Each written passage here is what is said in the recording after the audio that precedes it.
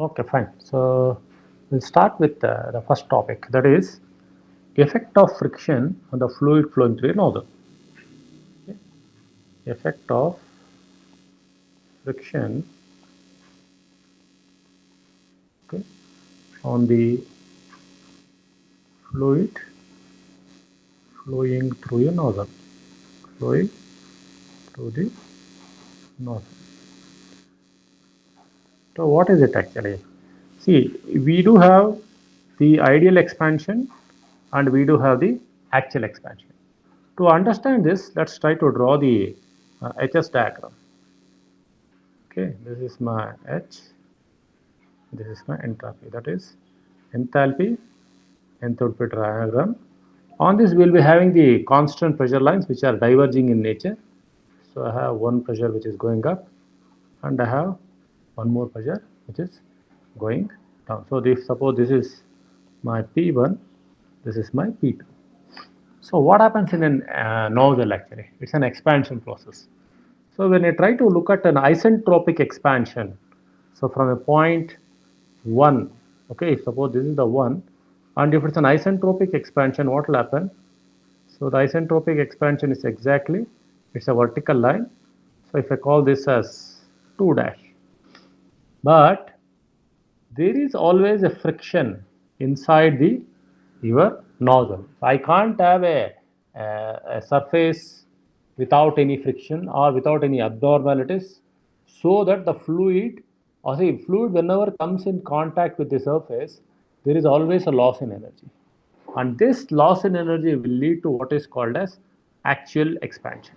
Okay, what will happen? There is always losses, means there is an increase in entropy. So there is an increase in entropy means I should move towards right hand side. See, this is the entropy.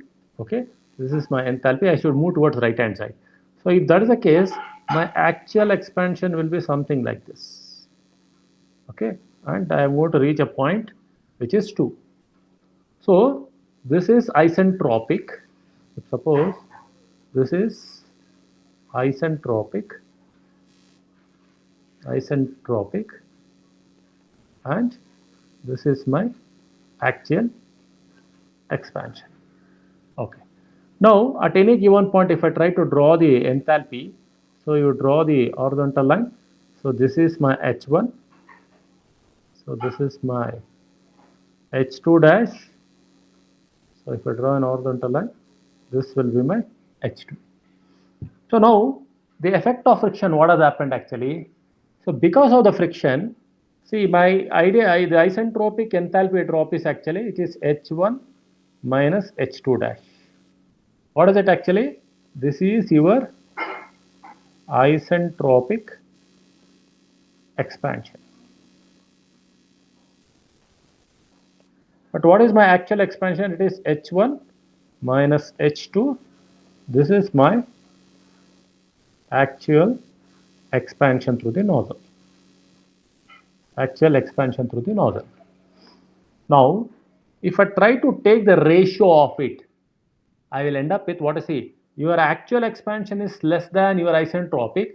I will end up with what is called as an efficiency. So because of this friction, there is a loss in. So there is always efficiency which comes into picture. That is, you are trying to qualitatively prove that the efficiency of you, near the higher the efficiency, the better they are, lower the losses. Okay, that's how you are quantifying it. So I can tell that the efficiency of the nozzle is equal to actual expansion or actual enthalpy drop. Okay, whatever it may be, I can write it. So actual expansion means it is actual enthalpy drop to your ideal or isentropic enthalpy drop. If I try to take the ratio of it, I will end up with what is called as efficiency of the nozzle, which is mainly due to the friction which is there in on the inner surface of the your nozzle. Okay. If I try to substitute the in terms of enthalpy, this will be H1 minus H2 divided by H1 minus H2 dash. So this is my efficiency of the nozzle. This is in terms of enthalpies. Let me call it as equation number 1. So the same equation I can write in terms of temperatures also, because we know that H is a function of, see, H is nothing but Cp into CP T. into T. Okay. And U is a function of Cv into T. This we already know from your thermodynamics. That is, U is equal to Cv into T. So let me substitute that. So H1 I can write it as Cp. If I take it out, this will become T1 minus T2 divided by Cp into T1 minus T2 dash. So Cp just cancel out in the numerator as well as in denominator. So this will be in terms of temperatures. So this will be T1 minus T2 and T1 minus T2 dash. So here you have to be very careful here. See, the temperatures should be in absolute values. So temperature is absolute temperatures. So try to make it a habit of substituting absolute. Any or difference doesn't make, but actually to try to make it a habit of always substituting the temperature values in absolute values. Okay, so this is the expression for efficiency, which is mainly due to the friction. Okay, now let us try to look at the few more expressions actually. One is, I think the same derivation will have many more things actually. The first thing is discharge through the nozzle. Okay, let me write that. It's called as discharge through the nozzle through the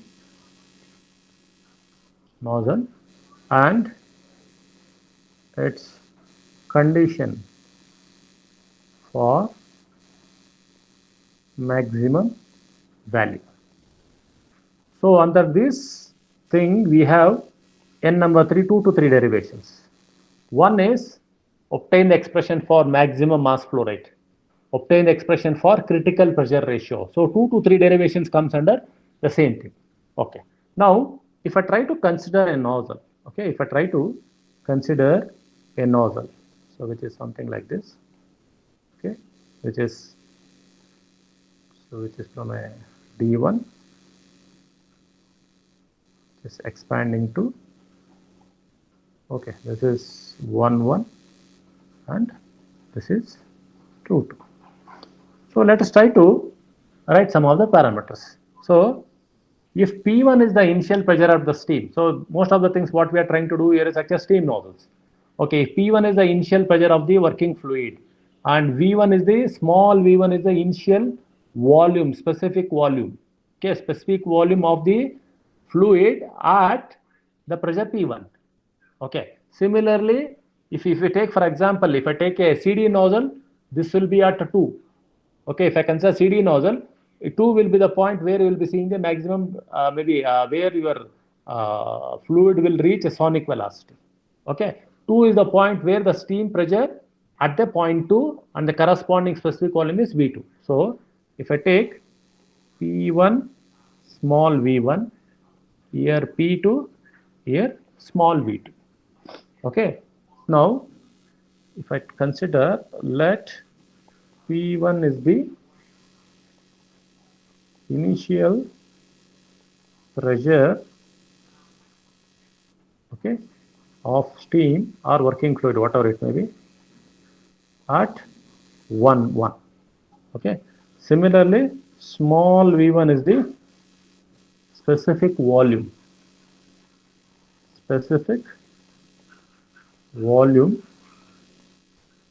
of steam at P1. So this you can directly get it from your steam tables.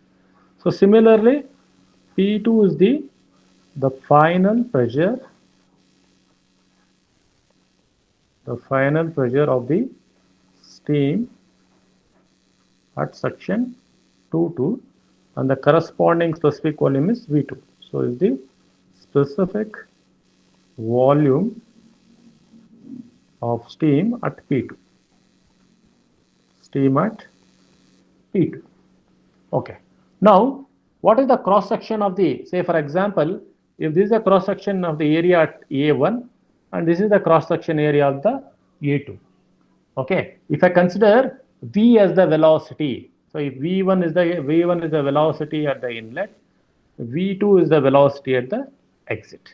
Okay, now what we try to do here actually, whenever we are trying to do this particular thing, V1 is much smaller compared to your V2. So your velocity, see, the velocity at inlet is negligible. This is one of the major assumption what we are making. So is negligible means it's a very low value. Don't tell it's zero, but there will be some velocity which will be negligible. Okay. Now we have a cross-sectional area. So now what is the major point for us actually? We are concentrating our effort on finding the velocity V2. Okay, the steam flow through the nozzle. Okay, the steam flows through the nozzle, it has to expand.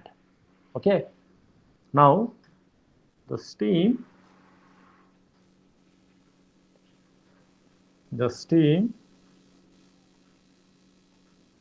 flows through the nozzle,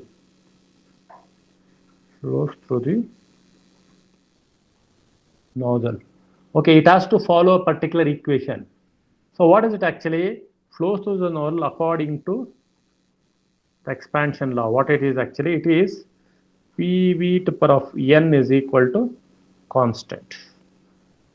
It follows a particular expansion. PV to the power of n is equal to constant. Now, what is the value of n? See, here few things come into picture.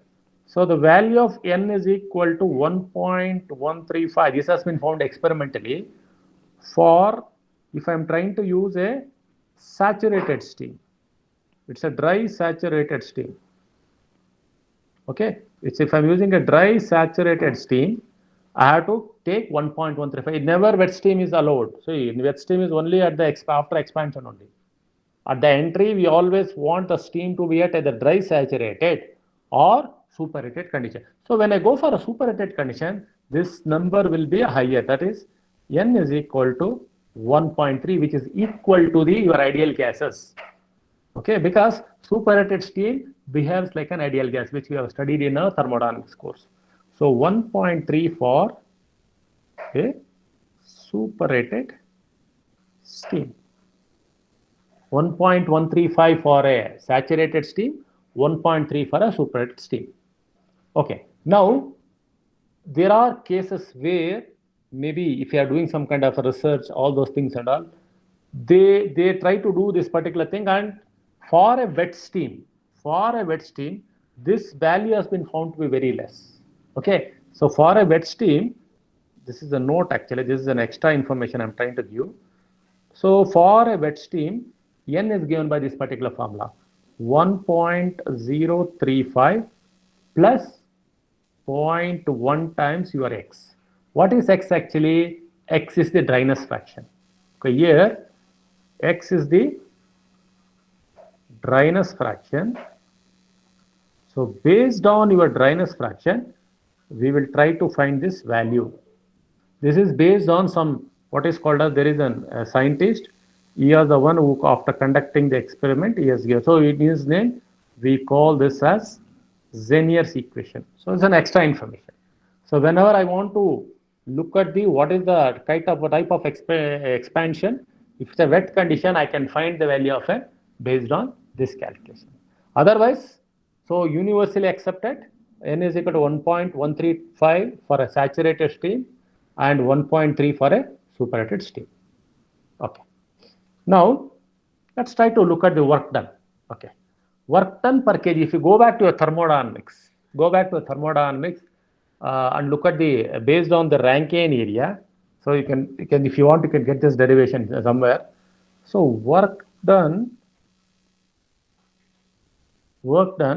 maybe per kg or whatever it may be. So usually it is per kg of steam. Okay, steam during this cycle. Maybe usually this is, we call this as a a Rankine area, Rankine cycle only. Okay, based on Rankine, this thing is given by this formula, that is n by n minus 1 into P1 V1 minus P2 V2. We call this as expression number 2. Okay. Now, as I told, what happens in a nozzle? There is a gain in kinetic energy. What's happening here actually? The gain in kinetic energy. Okay, the gain in kinetic energy is nothing but V2 square by 2 minus V1 square by 2. Okay, the gain in kinetic energy, gain in kinetic energy through the nozzle,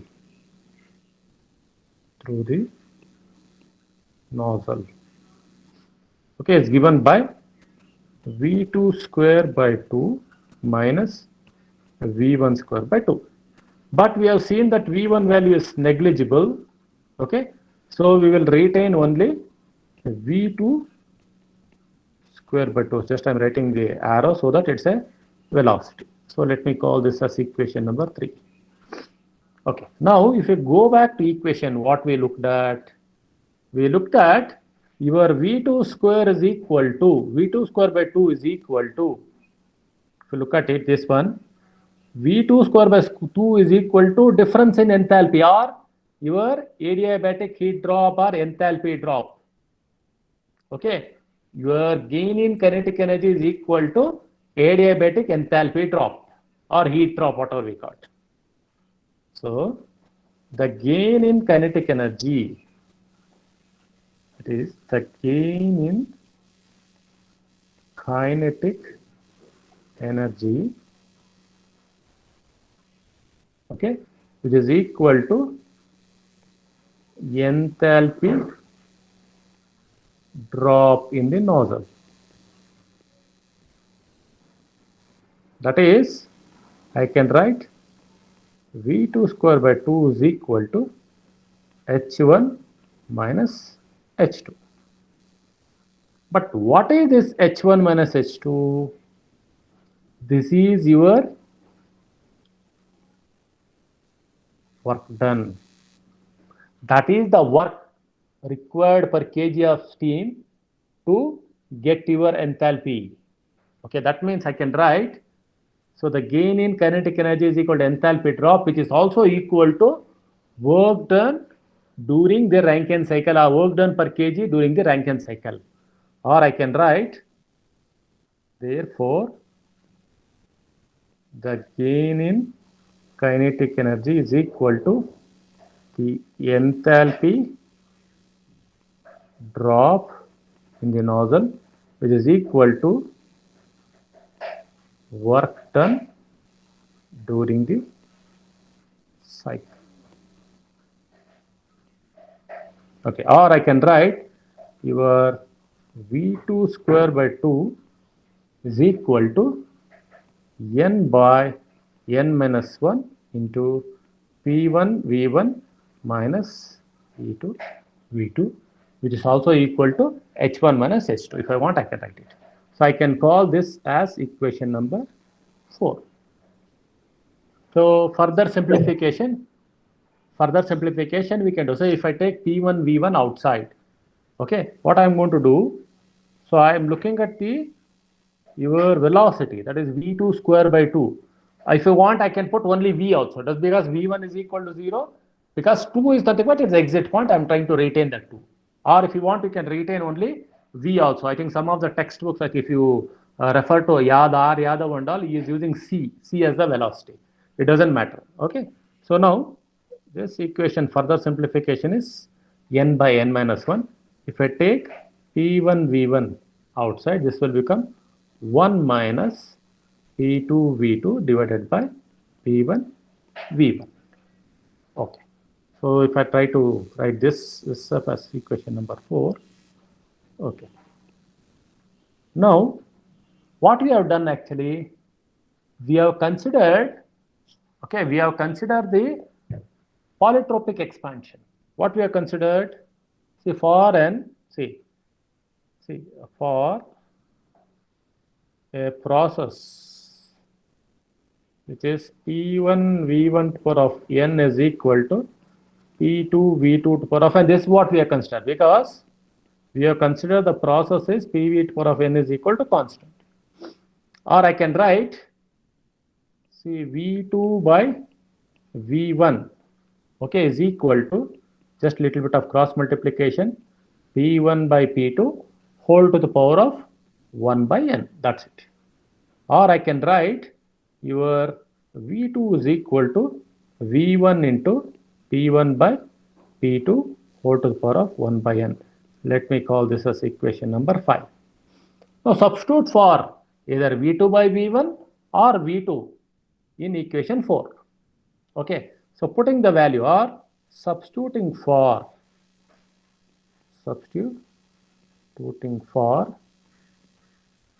V2 in equation 4. Equation 4 to get. So what we are going to get actually? We are V2 square by 2 is equal to n by n minus 1 into P1 V1, open the bracket, 1 minus P2 by P1 as it is. So in place of V2 by V1, I will write P1 by P2 whole to the power of 1 by n. Or I can write, see, the same thing. Now further simplification I can do, say your V2 square by 2 is equal to n by n minus 1 into P1 V1, 1 minus, see, P2 to the power of 1, P2 to the power of minus 1 by n. Okay, because this is minus 1 by n. Or I can write P2 by P1 to the power of 1 minus 1 by n. So P2 is at the denominator. If I take the numerator, it is minus 1 by n. So P1 is in the numerator. If I bring it to denominator, this will become minus 1 by n. So I can write this equation as 1 minus P2 by P1 whole to the power of 1 minus 1 by n. Or if I take an LCM for it, this will become n minus 1 by n. Okay, that's what I'm going to do next step. This is V2 square by 2 is equal to n by n minus 1 P1 V1 1 minus V2 by P1 whole to the power of n minus 1 by n. So this is the equation what I have got. Or I can write V2 is equal to, if you want V2 is equal to, you take 2 to the right hand side, take the square root of it. Okay, I will be getting the expression for the velocity. Or I can write, so V2 is equal to, okay, 2 into, okay, into n by n minus 1 into P1 V1 into 1 minus P2 by P1 whole to the power of n minus 1 by n, take square root of it. Okay, take square root of it. This is the expression, if I call this as equation number 6. So this is the expression for velocity. This is the expression for velocity. See, in the previous case, what we did, from the SFE, we got expression for velocity in terms of enthalpy. So here I am trying to get in terms of pressure ratio and pressure volume. So P1 V1 or P2 by P1, if I know the pressure ratio, I'll be getting this expression. Okay. Now, what is the mass flow rate? Further simplification can be done. See, what is the mass of the steam? So mass of the steam, I can write it as, see, if rho AV, you know that the mass flow rate is given by, see, if you go back, I think I wrote in my first class. What is it actually? Yeah. Yeah, I got here. Yeah. If you look at it, mass flow rate is given by rho AV. What is rho? Rho is nothing but 1 upon your specific volume. Or I can write A into V divided by specific volume as mass flow rate. So the mass flow rate can be written as area, cross-sectional area into the velocity divided by specific volume.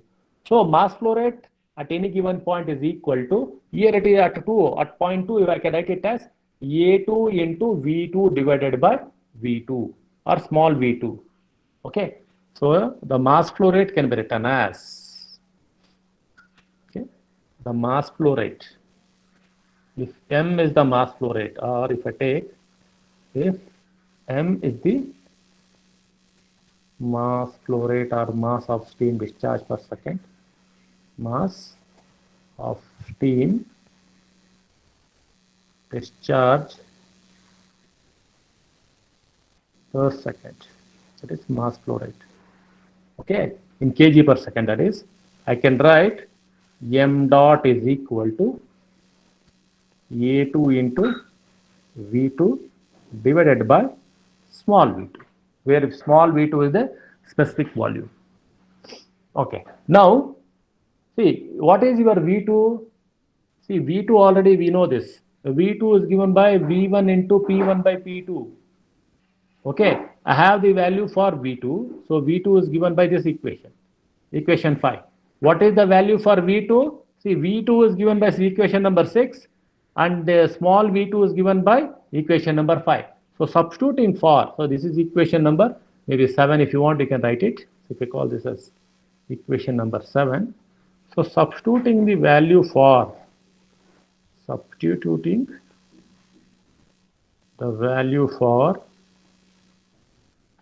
V2 from equation 5 and V2 from equation 6.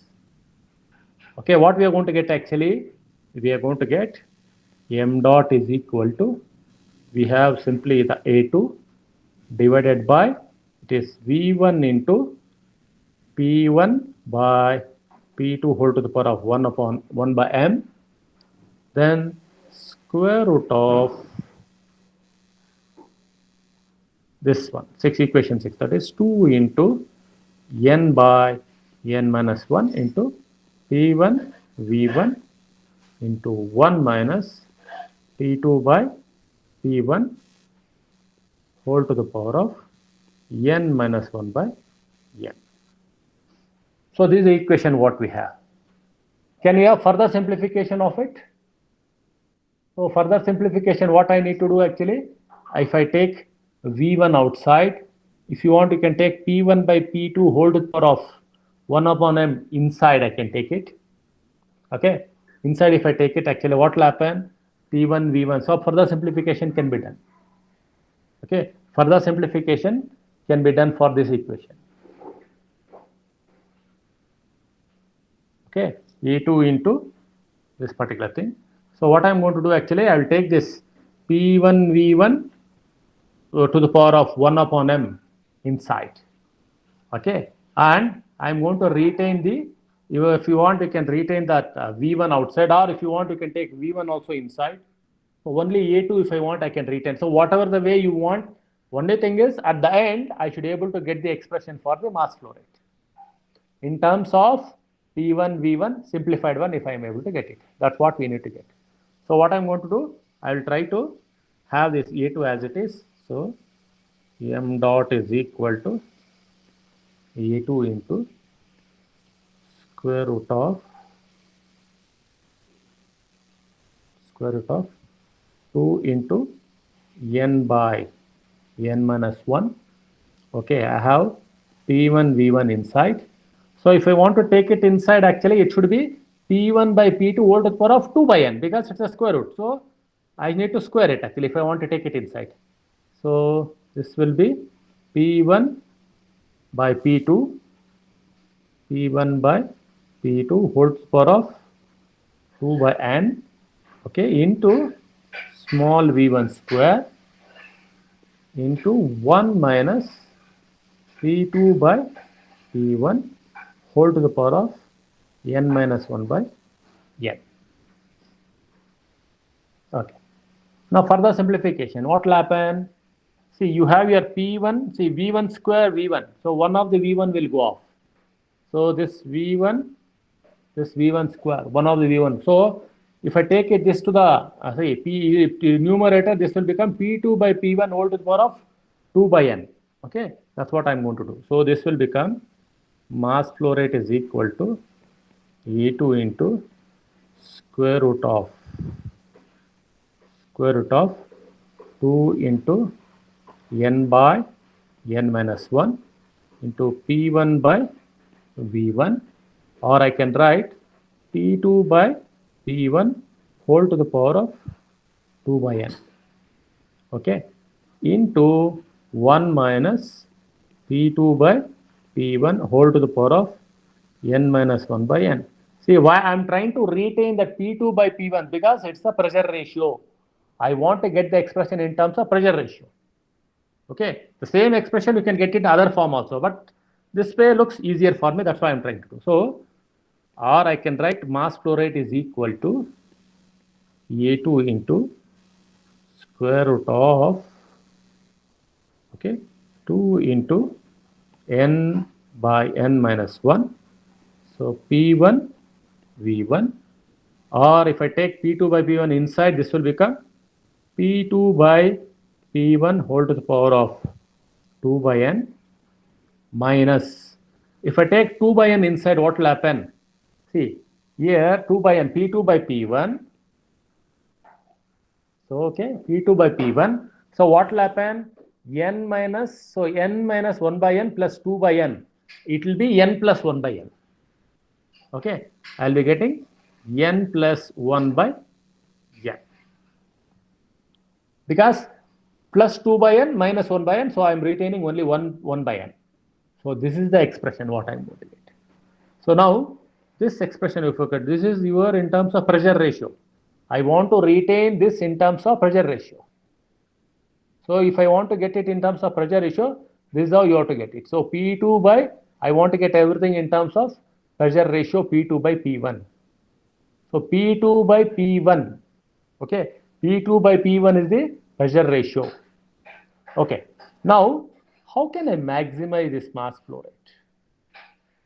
Okay, now it is the, see, this is the expression only where you see you have the pressure ratio which may be little bit critical.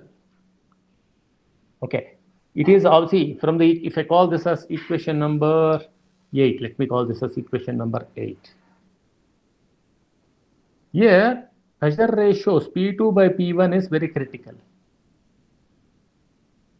Now if I retain the same pressure ratio and if I want to maximize the mass flow rate, so what can I do?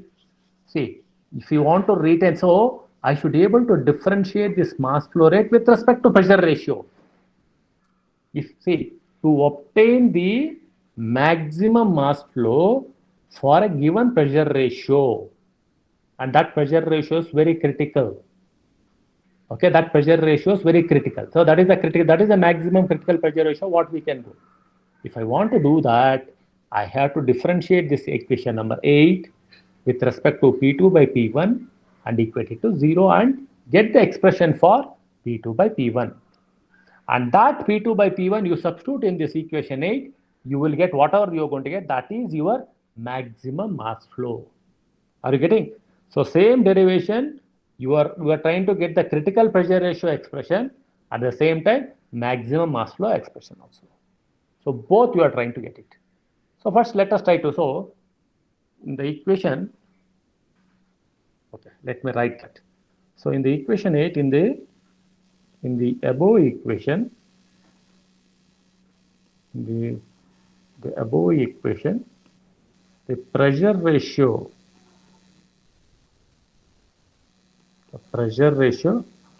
P2 by P1, okay, is called as critical pressure ratio. Okay, why it is critical pressure ratio? As critical pressure ratio which produces maximum discharge through the nozzle.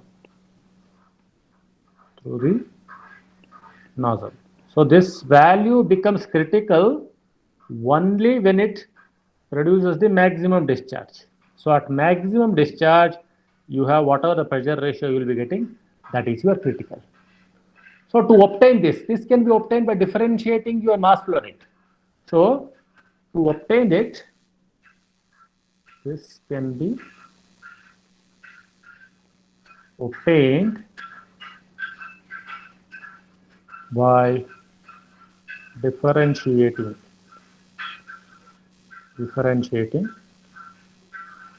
mass flow rate. Okay, that is m dot with respect to the pressure ratio Pt by P1, okay, and equating it to 0 and equating to 0. If you are able to do that, I'll be getting the value P2 by P1. So let's try to do that. So the equation 8, if I try to differentiate it, what will be it actually? This will be dm dot by d P2 by P1 is equal to 0. This is what I'm going to do. Let's substitute it actually. So this is d by d of P2 by P1 is equal to, so in the numerator I have A2 into square root of 2 into n by n minus 1 into P1V by V1 into P2 by P1 whole to the power of 2 by n minus P2 by P1 whole to the power of n plus 1 by n. So this is the expression what I have. It should be equal to 0. Now if you look at it, your A2 is constant, n is constant, okay, and P1, V1, if I take your denominator, everything will go off. So what I am left with, see, these quantities will simply they cancel out. These quantities. So I am left with only, what is it actually? It is d by d of P2 by P1, that is the pressure ratio.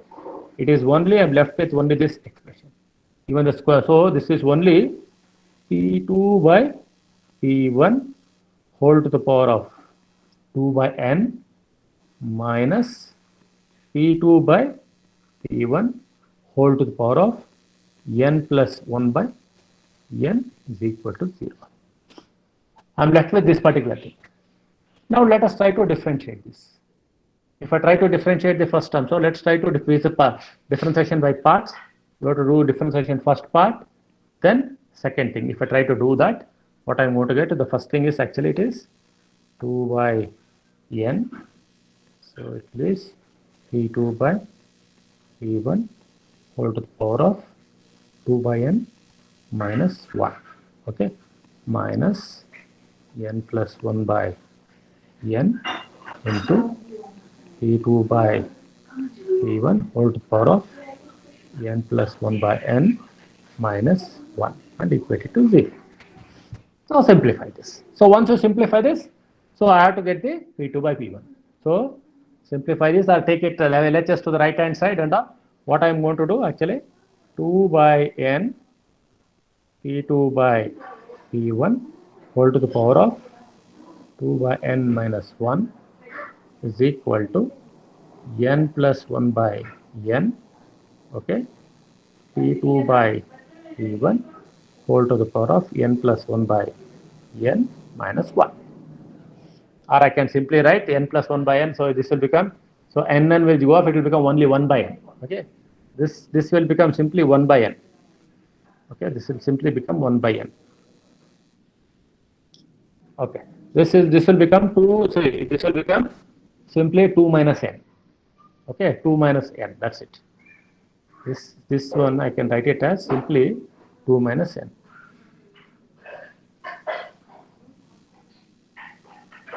Simply.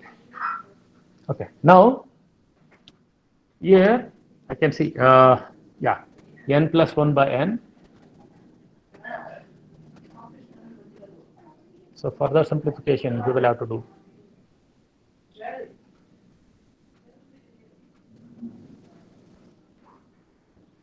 Can I get the final expression? P2 by P1 power 1 minus n by n is equal to n plus 1 by 2. So n plus 1 by 2. No, final expression. Anyone try? I give a minute time. You people can do.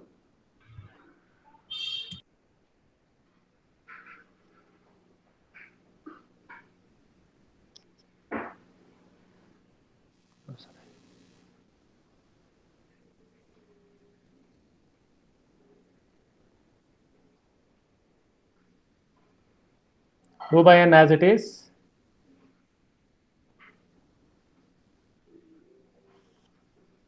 Or if I take some pressure ratio as R or something like that, you can do that. Whatever way you want, you can do this. Or, so P2 by P1 is equal to, I want in terms of P2 by P1. So rest all you take it to the right hand side. Okay. So Nn will go off, you'll end up with 2. So what will happen this side? So P2 by P1 on one side. Okay, if I take to this side, this will be 2 minus this particular thing. If I bring it to the other side of it, what will happen?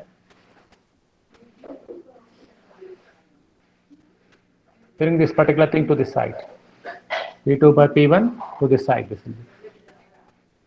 So 2 minus n minus 1 by n. And if I take it to this side,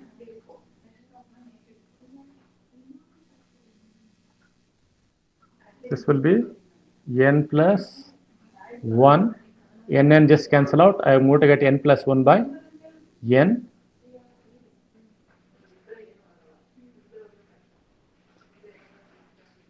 Whole to the power of n.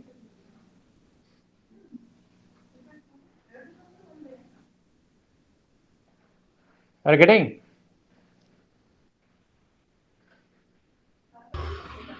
Sir, P2 by P1 power 1 minus n by n. Yeah, I'm not writing full actually. I want you people to tell me the final expression. See what will happen, this nn will go off. This nn will go off, you will get with n plus 1 by 2.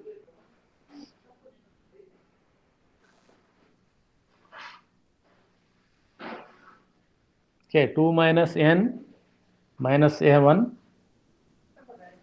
Okay, minus 1. So this is what we are going to get. Okay, then I want in terms of pressure ratio, that is P2 by P1. Okay, P2 by P1. So if I take the ratio of it, this will become n minus. So this will become, see, 2 minus n minus 1. So I'll end up with 1.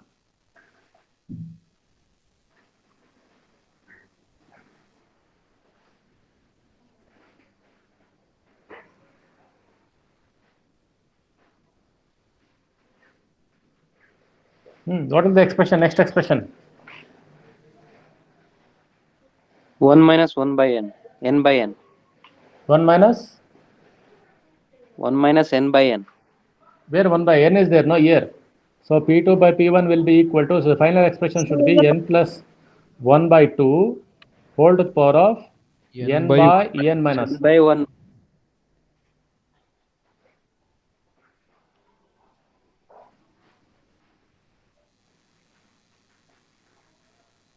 N by 1 minus n, sir. 1 minus n. N minus 1 should be. No, sir, 1 minus n only. 2 minus 1 minute. There should be, so 2 minus n. This side I have 1 by n. 1 by n. This will be 2 minus n. That's it. Should be. I have to get 2 by n minus 1. This will be minus 1 by n. So this will be 2 minus n minus 1. So it would be 1 minus n. Okay, 1 minus n. Should have been 1 minus n.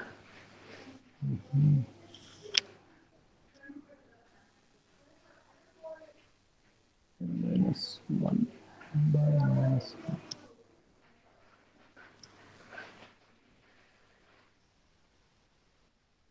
Yes, it should be 1 minus n.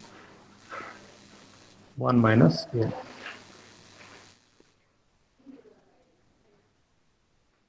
The equation tells that it should be n minus 1. Where did we go wrong? We didn't go anywhere wrong. 2 by n. Okay, we written 2 by n plus 1 by n. Okay, differentiate it. 2 by n minus 1. So 2 minus 1 by n. 2 by p1. So it is 1 by n. Okay, so n minus n is 1 by n. That's correct.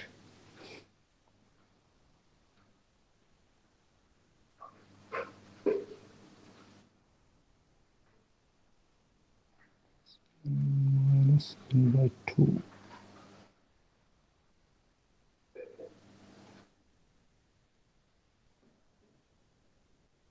Didn't go anywhere wrong. This pressure ratio should is correct.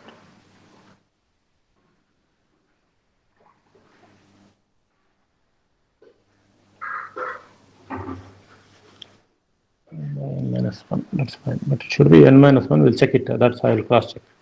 Okay. This is the final expression for the pressure ratio. Stop here.